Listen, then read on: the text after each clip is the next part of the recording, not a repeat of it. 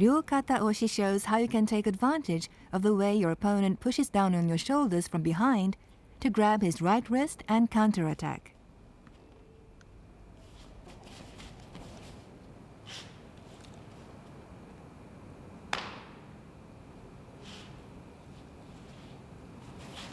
The important thing is to twist your body round while bending your knees when the uke attempts to push down on your shoulders. The uke tries to resist by pushing against your hips with his left hand. However, pull him forward several steps and extend your left arm across his chest to break his balance. Let's take another look at how the tori lowers his body.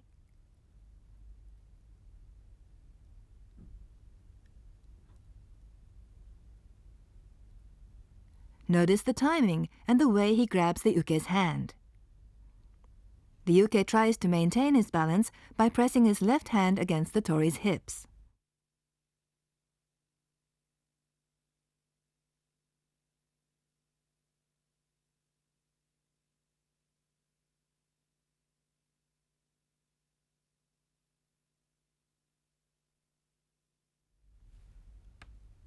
Let's look at the way the tori lowers his body and grabs the uke's right hand from a different angle.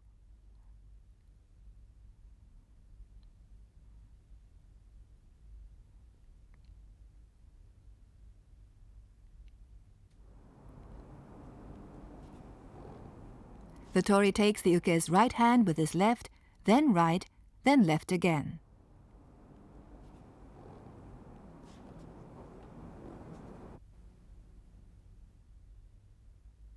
And this is how the uke uses his left hand to resist.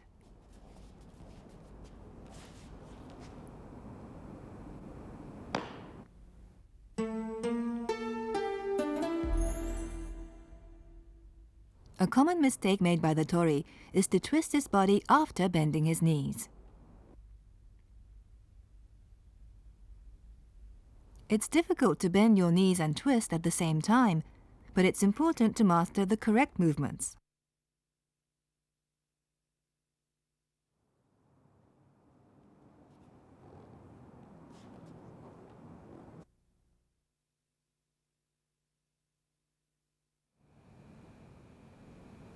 And now from Ryo-Kata Oshi to Naname Uchi or slanting strike.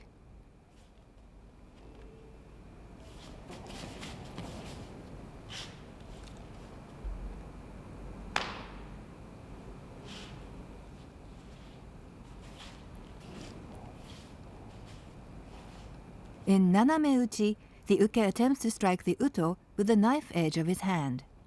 You evade the blow and restrain him by picking him up.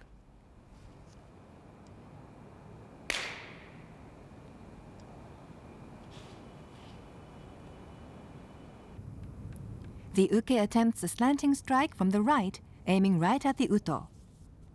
After evading the blow, the tori lifts the uke up in the style of uranage. Be sure to strike at an angle when aiming between the eyes. The tori restrains the uke's right wrist and aims for the uto.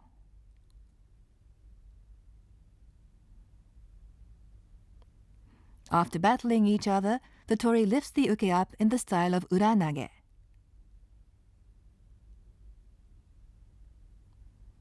The uke holds his legs together and extends his arms straight above his head and claps to signal defeat.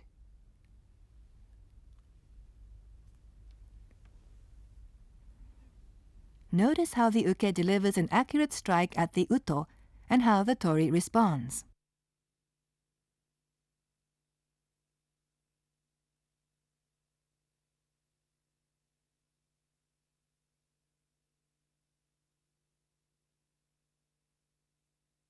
Let's look at this from the other side.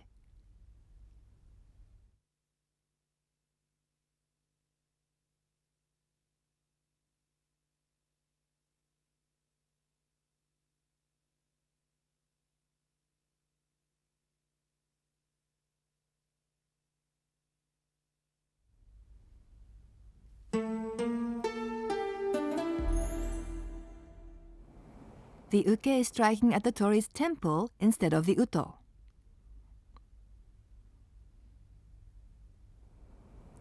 This is the correct form.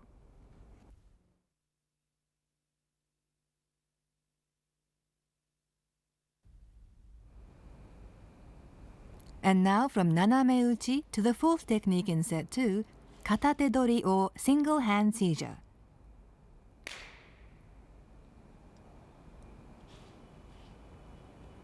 Katate dori begins with the uke taking your right wrist. You respond by pulling your arm away to break his grip, loading him onto your hip in the style of hidari ukigoshi.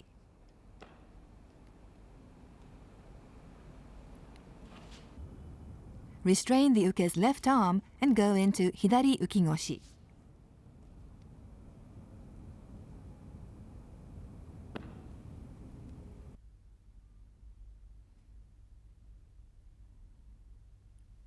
In order to lift the uke's legs up high, you have to bend forward as in ogoshi.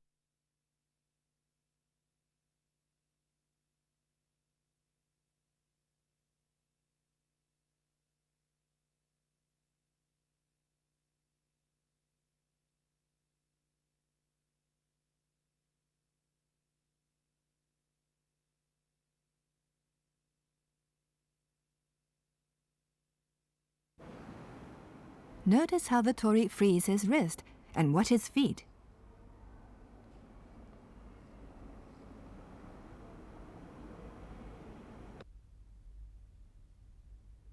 The tori raises his right elbow to restrain the uke's left arm.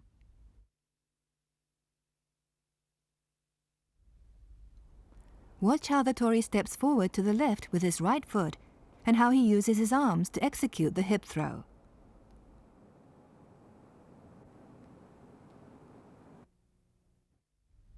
Let's look at that again.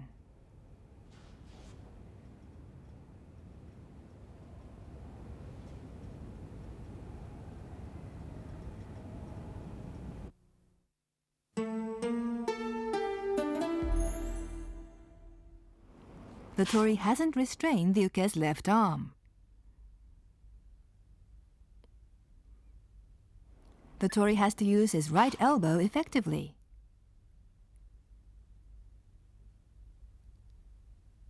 Notice the difference.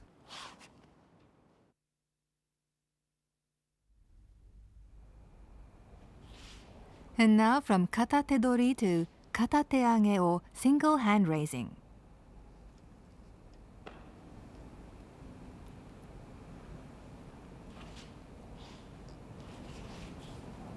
In katate age, both opponents raise their right arms and approach each other.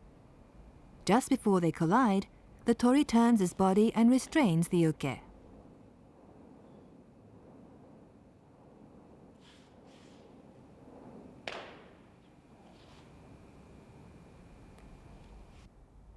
Watch how the tori steps back with his right foot and turns just as they're about to collide.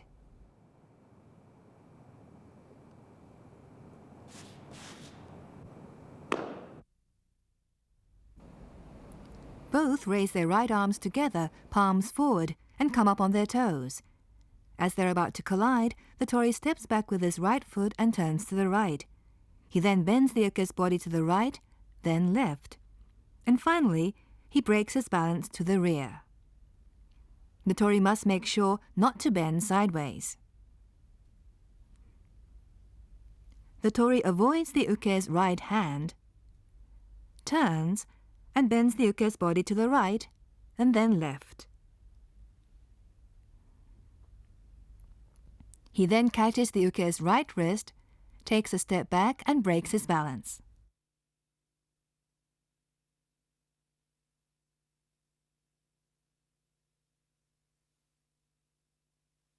Watch how the tori uses his right hand to restrain the uke's right elbow.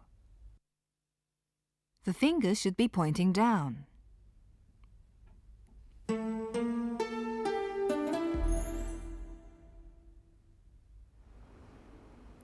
The tori is bending sideways as he bends the uke's body.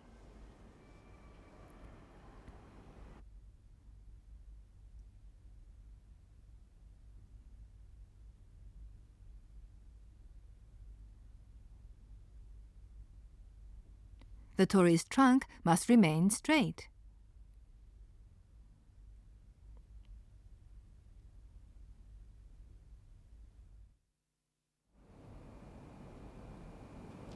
And now from kata teage to the first technique in set 3, obitori or belt seizure.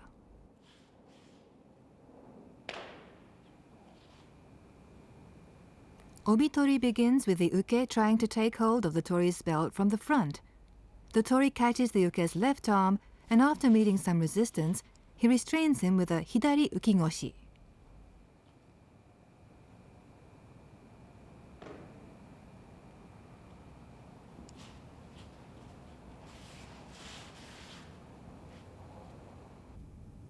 Notice the way the tori restrains the uke's arms.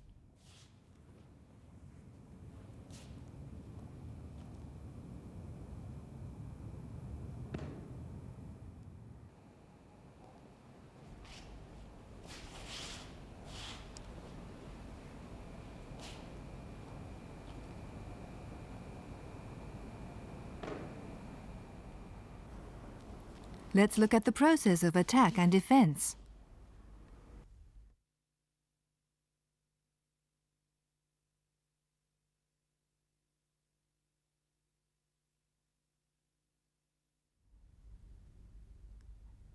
The tori uses his left hand to restrain the uke's left elbow.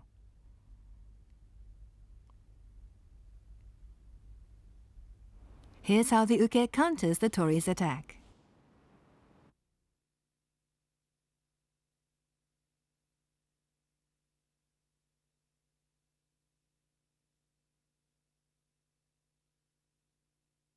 Let's take a close look at the movement of their feet.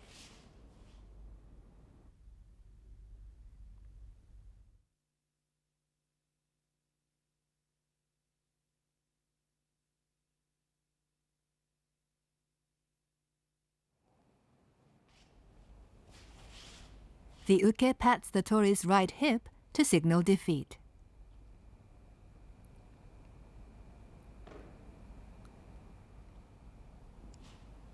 The tori lowers the uke and they return to their original positions. And now to the second technique in set 3, muneoshi or chest push. Muneoshi is a demonstration of the principles of attack and defense, beginning with a push against the chest.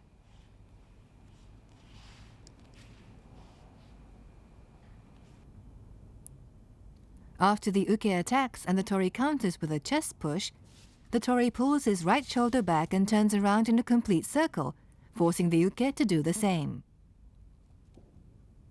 The tori presses the uke's left elbow back diagonally to the right to break his balance.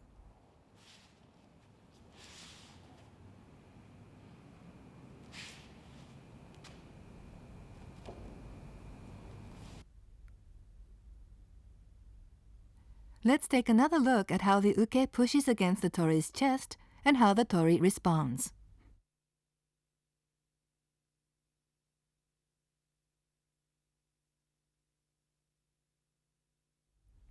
And now from a different angle.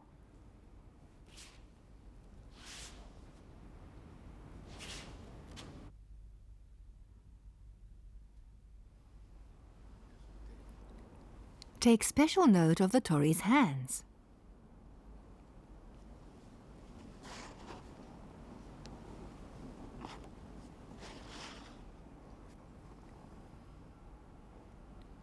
Notice how he restrains the uke's left elbow.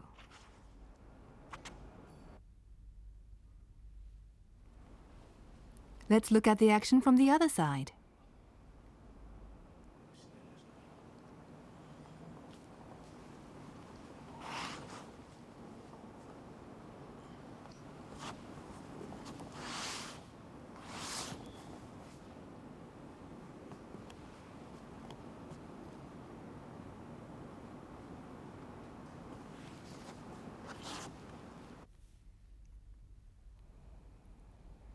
And now from muneoshi to tsukiage or uppercut.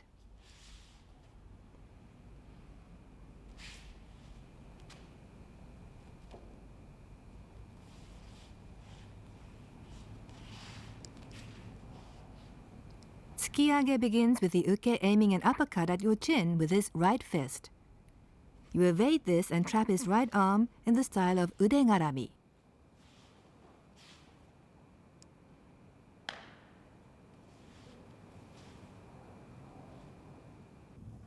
Notice the way the tori uses his hands to evade the uke's uppercut and restrain him.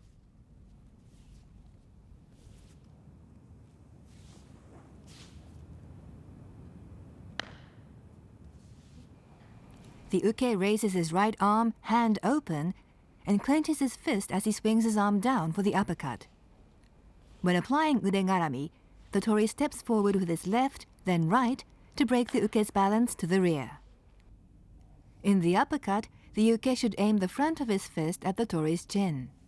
The tori leans back and turns the uke around, restraining him in the style of udengarami. The tori catches the uke's fist with his right hand. At the same time, he places his left hand on the uke's elbow. Let's take a closer look at the tori's feet.